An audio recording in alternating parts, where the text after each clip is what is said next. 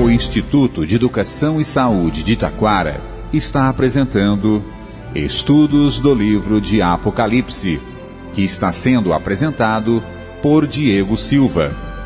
Essas aulas foram ministradas aos alunos do IEST em 2009. Ok, vamos abrir Apocalipse 6. Hoje nós vamos entrar nos 7 selos, começando com o primeiro verso.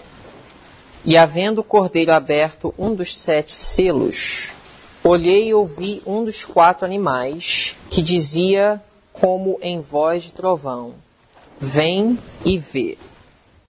Selo número 1, nós temos um cavalo branco. Selo número 2, nós temos um cavalo vermelho. O terceiro selo, um cavalo preto. O quarto selo, um cavalo pálido. Depois falaremos dos outros. Verso 2. E olhei, e eis um cavalo branco, o primeiro selo, que foi aberto pelo cordeiro. E o que estava sentado sobre ele tinha um arco, e foi-lhe dado uma coroa, e saiu vitorioso, e para vencer. Vamos identificar alguns desses símbolos. Primeiro, branco. Identificar branco. Nós já lemos, estudamos isso. Branco representa pureza. Vocês podem ver em Daniel capítulo 12, verso 10, por exemplo. Branco representa pureza. Apocalipse 7,14 também fala que o povo de Deus, os redimidos, lavaram as suas vestes e as branquearam no sangue do Cordeiro. Então, branco representa limpeza, pureza, inocência. Vamos identificar um cavalo na profecia bíblica. Okay? O que pode representar um cavalo? Zacarias, capítulo 10, verso 3. Vamos identificar cavalos na profecia bíblica. Contra os pastores se acendeu a minha ira, e castigarei os bodes. Mas o Senhor dos exércitos visitará o seu rebanho, a casa de Judá, e os fará como o seu majestoso cavalo na peleja. Um cavalo, ele pode representar o exército do Senhor, que peleja por ele. E nesse sentido, o primeiro selo, que tem um cavalo branco, pode ser uma representação da Igreja de Deus que estava em uma condição de pureza e de inocência no primeiro século. O primeiro cavalo está paralelo com a Igreja de Éfeso, que representou a Igreja Apostólica. Arco. Vamos identificar arco. Abacuque 3, verso 9. A Bíblia diz assim: descoberto se movimentou o teu arco, os juramentos feitos às tribos foram uma palavra segura, tu fendeste a terra com rios. Então, arco pode ser uma representação da palavra de Deus. Nós temos uma igreja pura, vitoriosa, e o instrumento que ela usa para conquistar a palavra de Deus. E aquele que estava sentado sobre o cavalo branco tinha uma coroa, que é uma representação de vitória. 1 Coríntios 9, 25. Qual foi a grande vitória da igreja apostólica? Colossenses 1, 23. Diz assim: se, na verdade, permanecerdes fundados e firmes na fé, e não vos moverdes da esperança do Evangelho que tendes ouvido, o qual, falando do Evangelho, foi pregado a toda criatura que há debaixo do céu, e do qual eu, Paulo, estou feito ministro. Isso na década 60 do primeiro século. Paulo escreveu aos Colossenses e ele descreve aqui os triunfos e as vitórias da igreja primitiva. Em uma geração, o Evangelho alcançou toda a criatura debaixo do céu. Voltando a Apocalipse 6. Vamos ler de novo o verso 2. E olhei, e eis um cavalo branco, e o que estava sentado sobre ele tinha um arco, e foi-lhe dado uma coroa, e saiu vitorioso e para vencer. Então essa é a igreja de Éfeso, uma igreja que tinha boas obras, que rejeitava as heresias, que manteve uma doutrina pura, que foi atacada, mas triunfou, foi avante, vencendo e triunfando. O cavalo vermelho, paralelo à igreja de Esmirna, período de perseguição. Verso 3. E havendo aberto o segundo selo, ouvi o segundo animal dizendo, vem e vê. E saiu outro cavalo, vermelho, e o que estava sentado sobre ele foi dado que tirasse a paz da terra. Qual é o oposto de paz? Guerra. Período então de guerra. Um período de inquietude. E que se matassem uns aos outros. E foi-lhe dada uma grande espada. Espada sendo um instrumento de guerra. Essa expressão, matar uns aos outros, semelhante ao que Jesus mencionou em Mateus 24, versos 9 e 10. Ele expressou algo semelhante. Em Mateus 24, 9 e 10. Quando, alertando os seus discípulos acerca da perseguição vindoura, ele disse assim, então vos hão de entregar para serdes atormentados, e matar-vos-ão, e sereis odiados de todas as nações por causa do meu nome. Nesse tempo muitos serão escandalizados, e trair-se-ão uns aos outros, e uns aos outros se odiarão. Espada, em Apocalipse 6, disse que foi-lhe dada uma grande espada, esse que estava sentado sobre o cavalo vermelho. Espada, em Apocalipse, tem uma conotação de perseguição. Vocês podem ver isso em Apocalipse 13:10. Apocalipse 13:10. Se alguém leva em cativeiro, falando do poder papal, em cativeiro irá. Se alguém matar a espada, necessário é que a espada seja morto. Então, a espada em Apocalipse é um instrumento de perseguição, além de ser um instrumento de guerra. Guerra aos santos, mais especificamente. Verso 5, Apocalipse 6, 5. Agora, o terceiro selo, um cavalo preto, paralelo com a igreja de Pérgamo.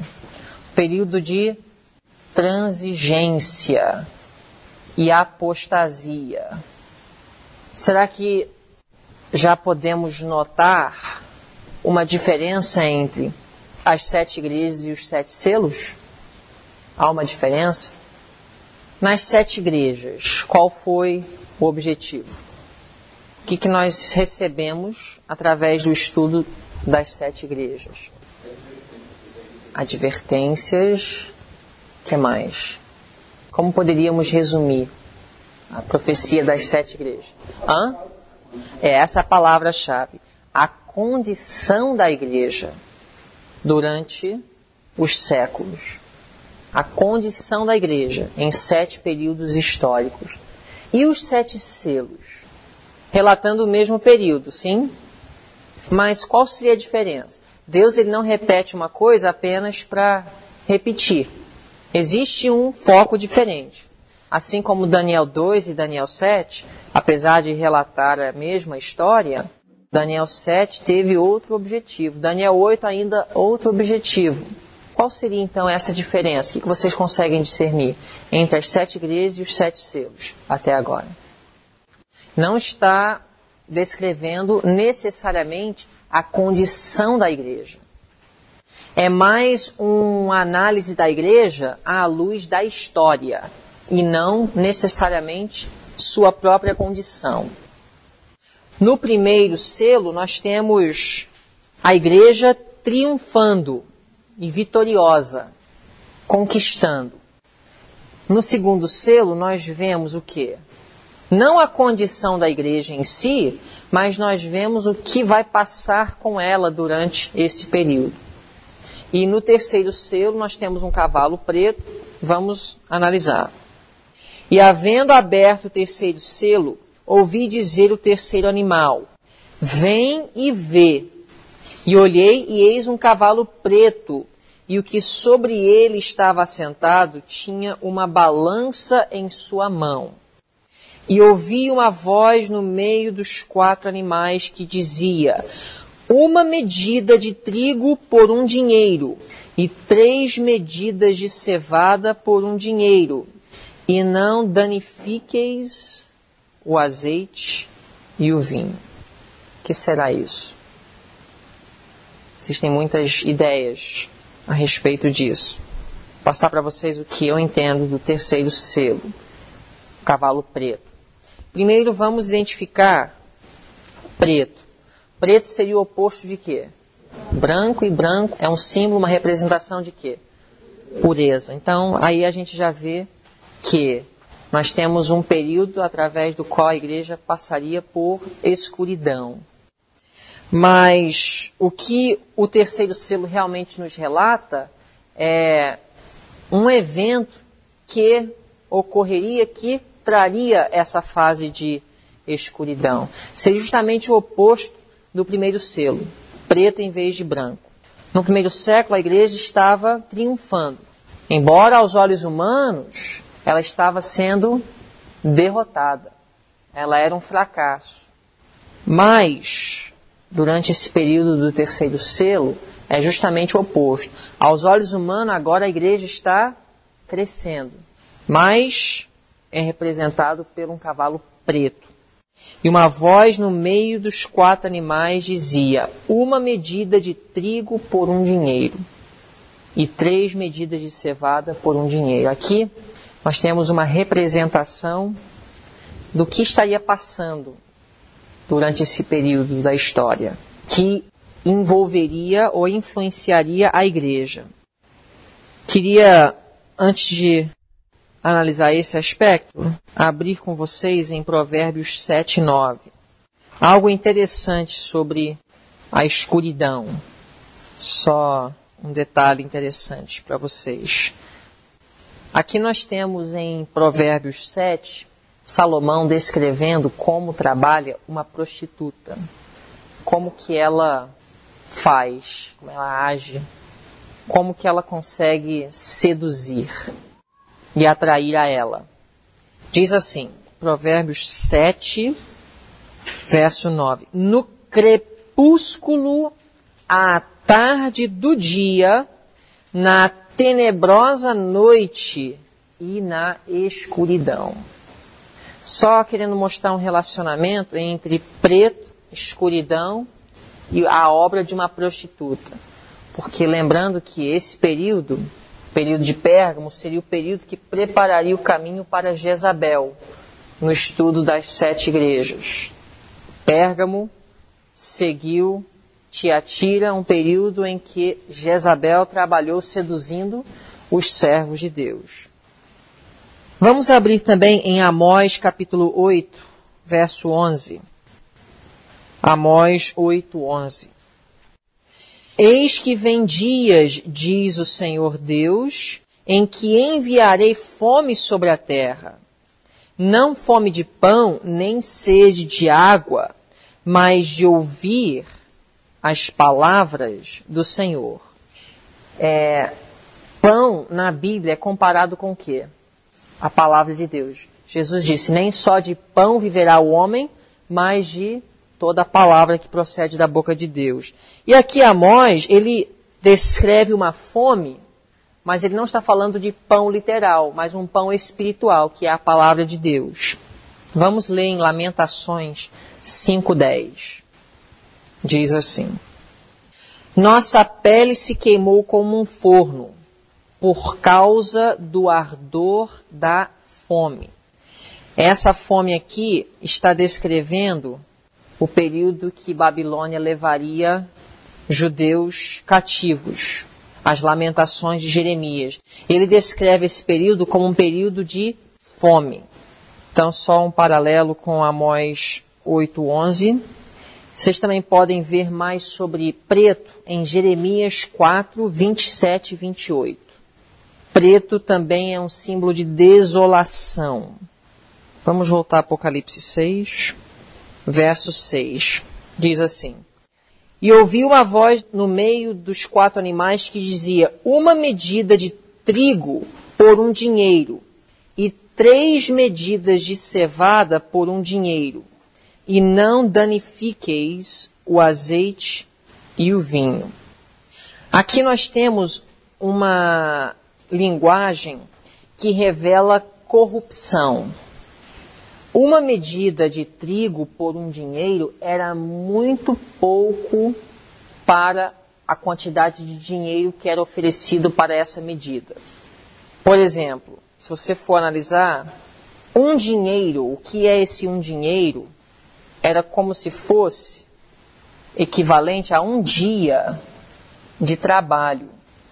Então, um dia de trabalho, uma medida de trigo. E 3 medidas de cevada por um dinheiro. Então, como que eu compreendo? Porque cevada, trigo, você usa isso para fazer pão. Pão é uma representação da palavra de Deus. Então, aqui nós temos uma representação da manipulação da palavra de Deus, da parte dos líderes religiosos. Nós temos a corrupção da Bíblia, período no qual Vulgata, o latim, foi publicado, tradução de Jerônimo. Nós temos um período que houve fome espiritual por causa de uma manipulação das balanças, uma balança falsa. A Bíblia fala em Provérbios que uma balança falsa é uma abominação a Deus. Então nós temos uma balança e aí há uma voz no céu que diz, uma medida de trigo por um dinheiro. Então nós temos um sistema que manipula o pão, a manipulação da palavra de Deus. Vamos voltar rapidinho a Amós 8. Vamos ver aquele texto que fala sobre a fome espiritual no seu contexto. O que causa essa fome espiritual? Amós 8, 5 a 7. Dizendo, quando passará a lua nova para vendermos o grão, e o sábado para abrirmos os celeiros de trigo, diminuindo efa e aumentando o ciclo, e procedendo dolosamente com balanças, o quê? Enganosas. Então, a gente vê aqui no contexto de Amós 8:11, o que nós vemos? Balanças enganosas. O que seria uma balança enganosa? Seria corrupção. Vender algo pelo preço errado, sobrefaturar. Então, nós temos balanças falsas. Verso 6. Para comprarmos quem? Os pobres por dinheiro. Quem é prejudicado? Os pobres. E os necessitados por um par de sapatos. E para vendermos o refúgio do trigo. Jurou o Senhor pela glória de Jacó. E não me esquecerei de todas as suas obras para sempre. Por causa disto não estremecerá a terra. E não chorará todo aquele que nela habita. Certamente levantar-se-á toda ela como grande rio, e será agitada e baixará como o rio do Egito. Então esse é o contexto de Amós 8:11. Oséias 12:7 também fala sobre as balanças falsas. Vamos lá. Vamos ver o que balanças falsas está relacionado com o quê? Oséias 12:7, vocês me dizem. É um mercador. Tem nas suas mãos o quê? Uma balança enganosa. Ama o quê? A opressão. Vocês conseguem ver alguma relação entre uma balança falsa e opressão? Se eu tenho nas minhas mãos poder de vender, e eu tenho um coração egoísta, corrupto, automaticamente isso vai me levar a quê? O poder e o egoísmo vai me levar a quê? Opressão. Opressão de quem? Do pobre. É por isso que em Provérbios 11:1, Deus inspirou Salomão a escrever: balança enganosa é o quê? Abominação para o Senhor, mas o peso justo é o seu prazer. Então a balança enganosa é uma abominação a Deus. Mas eu creio que aí no terceiro selo, nesse cavalo preto, nós temos uma balança, e obviamente é uma balança enganosa, porque eles estão vendendo uma medida de trigo por um dinheiro, que é um dia de trabalho. Então é uma balança enganosa. Então nós temos aqui uma abominação a Deus. Mas eu creio que isso é mais no sentido espiritual. O pão da palavra de Deus manipulado durante esse período. Foi justamente nesse período que houve uma manipulação dos manuscritos originais do grego. O latim Vulgata foi publicado durante esse período, se eu não me engano, no 5º século, por Jerônimo. E não era interessante mais o clero da igreja ter um povo pensante, esclarecido, para que eles pudessem continuar com seus objetivos de tornar a igreja mais popular e mais atrativa ao mundo e mais próspera aos olhos humanos. Ela teria que comprometer os princípios da palavra de Deus. E para isso, ela teria que manter o povo em ignorância. A ignorância trabalha em favor de um clero apóstata. A ignorância é importante para cumprir os objetivos de um clero apóstata. E é justamente o que aconteceu durante esse período. Vamos lá. Apocalipse, capítulo 6, versículo 7. E havendo aberto o quarto selo, ouvi a voz do quarto animal, que dizia: vem e vê. E olhei, e eis que um cavalo amarelo ou pálido, e o que estava sentado sobre ele tinha o nome Morte. E o inferno, ou a sepultura, o seguia. E foi-lhes dado poder para matar a quarta parte da terra, com espada, e com fome, e com peste, e com as feras da terra. Quanto a essa expressão, uma quarta parte da terra, eu não tenho nenhuma interpretação para isso. Pelo menos não específica. Uma quarta parte da terra, 25% da terra. Eu não consigo ver nenhum comprimento literal desse ponto. A não ser a perseguição que ocorreu durante a Idade Média. Mas aí eu não conseguiria explicar 25% da terra. Então vamos identificar rapidamente essa expressão cavalo amarelo ou pálido. Falando de morte, 1 Coríntios 15, 51, morte é um resultado do pecado. Então nós podemos dizer que o pecado é que causou esse período de palidez, escuridão, morte. Esse período está paralelo com a igreja de Tiatira, a Idade Média. Então, o simbolismo para esse período, um cavalo amarelo que estava sentado sobre ele, tinha o nome Morte, e o inferno o seguia. Para uma descrição melhor do quarto selo, vocês podem buscar em Urias Smith. Ele fala alguma coisa sobre essa quarta parte da terra sendo ferida com a espada, fome, peste e feras. Verso 9, nós temos o quinto selo. E havendo aberto o quinto selo, vi debaixo do altar as almas dos que foram mortos por amor da palavra de Deus e por amor do testemunho que deram. Aqui nós não temos necessariamente, daqui para frente, um específico período da história da igreja.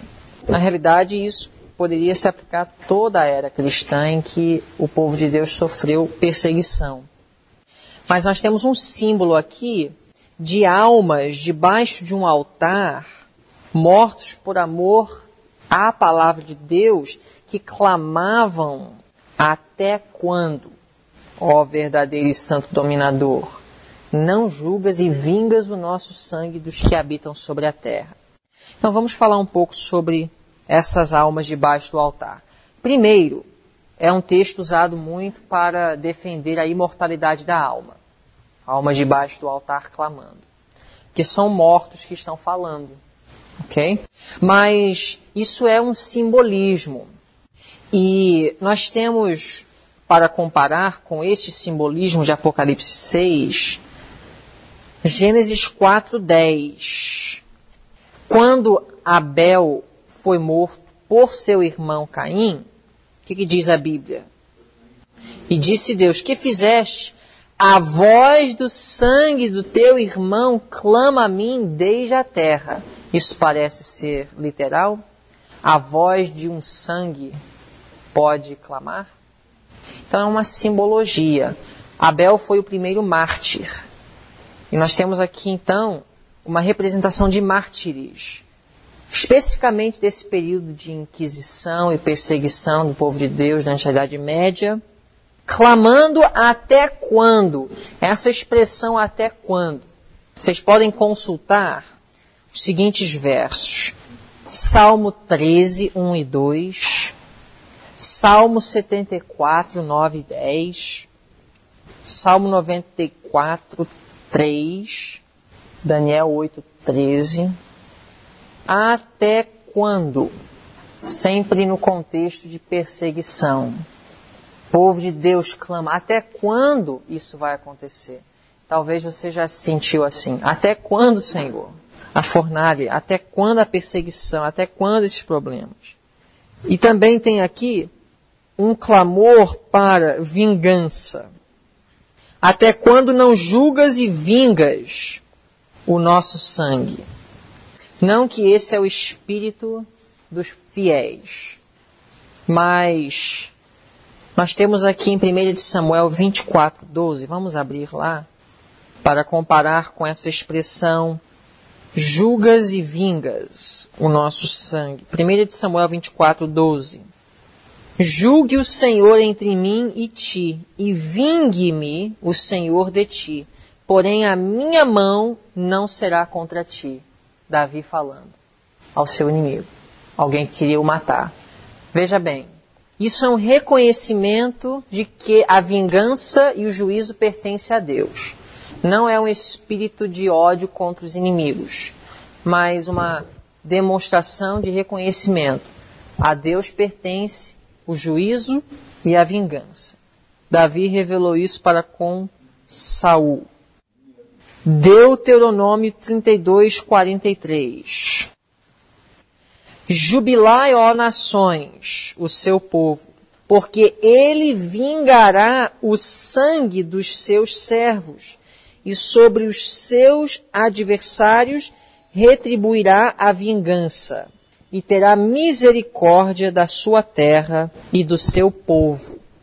Também Romanos 12, 19, a vingança pertence a Deus. Então, o que poderíamos esperar depois do quinto selo? O que vocês acham? Juízo e vingança, não é não? O quinto selo é apenas o quê? Um clamor dos santos, os mártires. Até quando, Senhor? Não é os próprios mártires clamando, mas talvez esse foi o clamor de suas vidas até sua morte. Então, a partir do verso 12, no 6º selo, nós vamos ver então a resposta das orações dos fiéis. No verso 11, diz assim: e foram dadas a cada uma das almas debaixo do altar, compridas vestes brancas, e foi-lhes dito que repousassem ainda. Repousassem ainda, o que você entende com essa expressão? Eles estão repousando.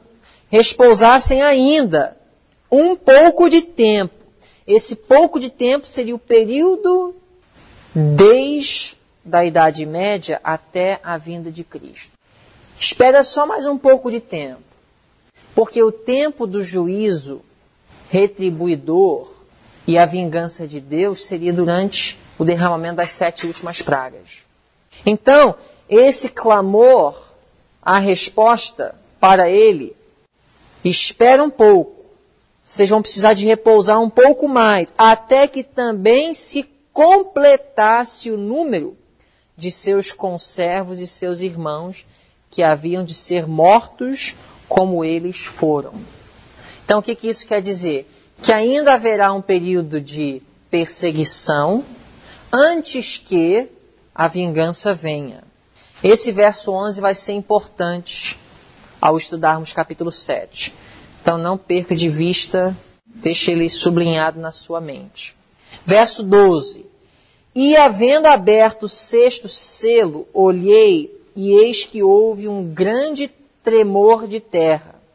E o sol tornou-se negro como saco de cilício, e a lua tornou-se como sangue, e as estrelas do céu caíram sobre a terra, como quando a figueira lança de si os seus figos verdes, abaladas por um vento forte. Aqui nós temos 3 acontecimentos, 3 marcos históricos, que é um sinal para o povo de Deus que a vingança e o juízo de Deus está chegando. O grande terremoto, 1º de novembro de 1755, em Lisboa. Eu vou descrever aqui de um livro chamado Wonders of the World, um livro histórico. O grande terremoto de 1 de novembro de 1755 fez-se sentir numa extensão de pelo menos 4 milhões de milhas quadradas. Seus efeitos estenderam-se até as águas em muitos lugares, onde o abalo não foi perceptível. Fez-se sentir na maior parte da Europa, África e América, mas sua maior violência exerceu-se na parte sudoeste da Europa. E aí vocês podem consultar no livro de Urias Smith quantas pessoas morreram, só para vocês entenderem a magnitude desse terremoto. Então, aqui nós temos 3 eventos que ocorrem em ordem, que seria uma identificação do tempo e a proximidade do juízo da vingança de Deus. O escurecimento do sol, 19 de maio de 1780, na Nova Inglaterra, nos Estados Unidos, parte nordeste dos Estados Unidos. E a lua como sangue no mesmo dia. Eventos que para os mileritas, para os adventistas do século XIX, realmente foram marcantes ao estudarem e compararem a história com as profecias de Apocalipse. As estrelas do céu caindo, 13 de novembro de 1833, também na Nova Inglaterra.